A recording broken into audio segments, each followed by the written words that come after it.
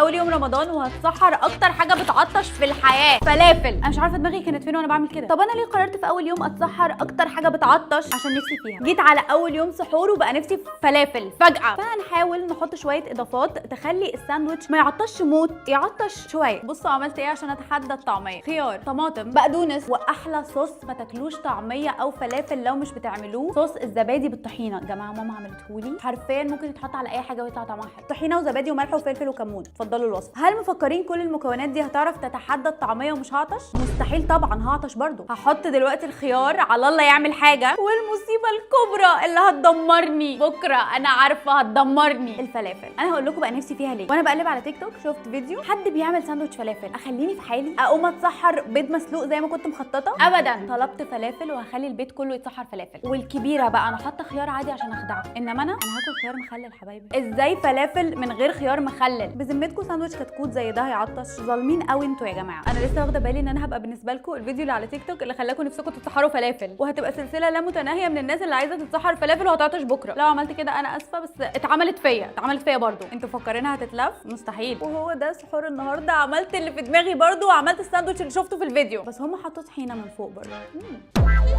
عامة الساندوتش طلع يستاهل العطش اللي انا هعطشه بكره بسببه. قولوا لي انتوا هتتسحروا ايه، ومحدش يكتب لي زبادي. انا بتسحر فلافل حضرتك، يعني مش عايزه اشعر بالذنب اكتر من كده.